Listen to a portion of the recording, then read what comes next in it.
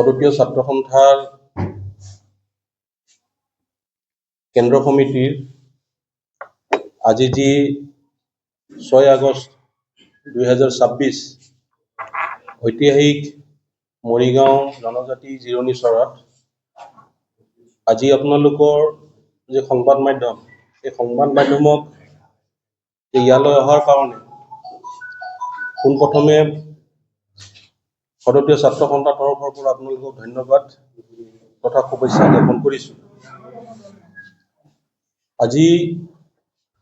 এই সংবাদ মেলখন পতাৰ কাৰণে মুখ্য উদ্দেশ্য আমি কেইটামান লক্ষ্যৰ ওপৰত দৃষ্টিগোচৰ কৰি আপোনালোকক ইয়াতে মাতি পঠিয়াইছোঁ যে আমি সদতীয় ছাত্ৰ সন্থা জন্মলগ্নৰ পৰাই আমি আমাৰ যে মৌলিক অধিকাৰ আমাৰ যে প্ৰাপ্য এই প্ৰাপ্যৰ কাৰণে আমি ৰাজপথত যে আমি জন্মলগ্নৰ পৰাই বুলি ক'লেও ভুল নহয় আমি জনজাতিসকলৰ যিবিলাক অধিকাৰ এই অধিকাৰসমূহ আমি পাবৰ কাৰণে সংবিধানত যিবিলাক লিপিবদ্ধ আছে সেইবিলাক পাবৰ কাৰণে আমি সংগ্ৰাম কৰিবলগীয়া হৈছে ৰাজপথত। এইটো বৰ এটা দুখৰ বিষয় যে যি নহওক আমি সংগ্ৰাম কৰিছোঁ যদিও আমি আমাৰ যিটো জীয়াই থকাৰ কাৰণে বা আমাৰ জাতিটো যিখিনি আমাৰ অস্তিত্ব এই অস্তিত্ব ৰক্ষাৰ কাৰণে আমি সংবিধানৰ যিখিনি ভিতৰত পৰে সেই সংবিধানৰ প্ৰাপ্যখিনিক লৈহে আমি সংগ্ৰাম কৰিছিলোঁ। কিন্তু আমি সংগ্ৰাম কৰাৰ লগতেও সদতীয় ছাত্ৰ সন্থাৰ তৰফৰ পৰা আমি মানৱ সম্পদ গঢ়াৰ কাৰণে পদক্ষেপ আমি হাতত লৈছোঁ। এই মানৱ সম্পদ জৰিয়তে আমি প্ৰথম মিছন প্ৰজ্ঞা বুলি আমি উল্লেখ কৰিছোঁ। এই প্ৰজ্ঞাৰ জৰিয়তে আমাৰ তিৱা সম্প্ৰদায়ৰ বা আমাৰ তিৱা জনজাতিৰ যুৱক যুৱতীসকলৰ যিবিলাক আৰ্থিক অভাজনত বা আৰ্থিক যিটো দিশত যিবিলাকে মানে আপোনাৰ টকা পইচাৰ ফালৰ পৰা হওক বা অন্যান্য দিশৰ পৰা যিবিলাক পিছপৰা যে সিহঁতৰ আশা আকাংক্ষা থাকিলেও কেতিয়াবা আৰ্থিক অৱস্থাৰ কাৰণে সিহঁতে মনত যিবিলাক ভৱিষ্যত যি সপোন সাঁচি থয় সেই সপোনবিলাক দিঠকত পৰিণত কৰিবৰ কাৰণে আৰ্থিকৰ প্ৰয়োজন হয়। সেই আৰ্থিকৰ দিশত এটা আমাৰ সৰুকৈ হ'লেও আমি ছাত্ৰ সন্থাৰ পৰা যদি সকাহ দিব পাৰোঁ যে আমাৰ যুৱক যুৱতীসকলৰ বা যিখিনি শিক্ষিত যুৱক যুৱতী আছে এই যুৱক যুৱতীসকলক আমি 2026 যিটো আমি মিছন প্ৰজ্ঞা এই প্ৰজ্ঞাৰ জৰিয়তে আমি APSCৰ কোচিং ফ্ৰী কোচিং থকা খোৱা আৰু যি তাত যিবিলাক কোচিং কৰিব সেই কোচিঙৰ আমি ফ্ৰী অফ কষ্ট আমি বিনামূলীয়াকৈ পঢ়াৰ কাৰণে সদতীয় ছাত্ৰ সন্থাৰ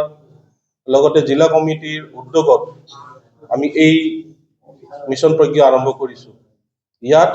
আপোনালোকৰ সংবাদ মাধ্যমৰ জৰিয়তে আমি আশা কৰিম যে আপোনালোকে প্ৰচাৰবিলাক আপোনালোকৰ জৰিয়তে হওক যে যিখিনি কিছুমান জেগাত আমাৰ বাৰ্তাবিলাক নাযাবও পাৰে সংগঠনৰ ফালৰ পৰা কিছুমান ক্ষেত্ৰত নাযাবও পাৰে কিন্তু আজিৰ দিনত যি ছ'চিয়েল মিডিয়া সমগ্ৰ বিশ্বতে যিহেতু বিয়পি পৰিছে সেই আপোনালোকক আশা কৰিম আপোনালোকৰ জৰিয়তে যাতে এই বাৰ্তাটো আপোনালোকে প্ৰেৰণ কৰে। দ্বিতীয় কথাটো হ'ল জাগিৰোডত যি ছেমি কণ্ডাক্টৰ যি নিৰ্মাণ হৈ আছে এই নিৰ্মাণ হোৱাত এই যিবিলাক ভূমি এই জনজাতি তথা তাত থকা যি খিলঞ্জীয়া ভূমিপুত্ৰসকলক আমি পূৰ্বতে সেই যি পেপাৰ মিল আছিল সেই পেপাৰ মিলত আমাৰ মানুহখিনিয়ে চাকৰি পোৱাৰ আশাৰে সেই মাটিডোখৰ এৰি দিছিল একেবাৰে কম মূল্যত। কিন্তু এই বৰ্তমান অৱস্থাত সেই পেপাৰ মিল হৈ উঠা নাই আৰু সেই পেপাৰ মিল এতিয়া নাই। আমি সদতীয় ছাত্ৰ সন্থাই দাবী কৰিছিলোঁ যে যিবিলাক জনজাতি তথা খিলঞ্জীয়া যিখিনি থলগিৰি যিখিনি ভূমিপুত্ৰ আছে সেইসকলক সেই মাটিবিলাক ঘূৰাই দিয়াৰ কাৰণে আমি ৰাজপথতো আন্দোলন কৰিছিলোঁ যে পূৰ্বৰ মাটিৰ যিবিলাক পট্টাদাৰ আছে সিহঁতক সেই মাটি বিনা চৰ্তে ঘূৰাই দিব লাগে। কিন্তু অসম চৰকাৰে জাগিৰোডত যি ছেমি কণ্ডাক্টৰ আনিছে আমি সেইটোৰ বিৰোধিতা নহয় আমি এইটো ক'ব বিচাৰোঁ চৰকাৰক যে আমাৰ যিখিনি থলুৱা যিখিনি জনজাতি বা তাত থকা যিখিনি ভূমিপুত্ৰ আছে অকল আমি জনজাতি বুলি কোৱা নাই সকলোকে যোগ্যতা অনুসৰি ছেমিকণ্ডাক্টৰত নিযুক্তি প্ৰদান কৰিব লাগে। তৃতীয় কথাটো হ'ল যিটো কাৰ্বি আংলঙৰ থাৰাকুঞ্চিত যি জলবিদ্যুৎ প্ৰকল্প যি স্থাপন কৰিব ওলাইছে, সেই স্থাপনৰ বিৰোধিতাৰে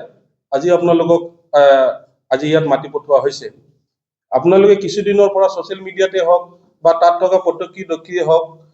আপোনালোকে দেখিছে যে বানৰ যিটো প্ৰভাৱ হৈছে তাত, এই বানৰ যিটো বিভীষিকা হৈছে, যিটো বানৰ যিটো ধ্বংসলীলা তাতে আৰম্ভ হৈছে, এই ধ্বংসলীলাত আপোনালোকে যে কিমান মানুহৰ ঘৰ দুৱাৰ পৰা আদি কৰি মানৱ সম্পদটো বাদেই দিছো, তাত থকা পূৰ্বৰ যিবিলাক মানুহ আছে, সেই মানুহবিলাকৰ যিটো জীৱিকাৰ যিটো খেতিৰ পৰা যি পশুপালনৰ পৰা যিটো ব্যৱস্থা প্ৰণালীৰে সিহঁতে নিজৰ পৰিয়ালবিলাক পোহপাল দি আহিছিলে, সেই সকলোসমূহ একেবাৰে ধ্বংস হৈ গৈছে। সেইটোৰ ক্ষেত্ৰত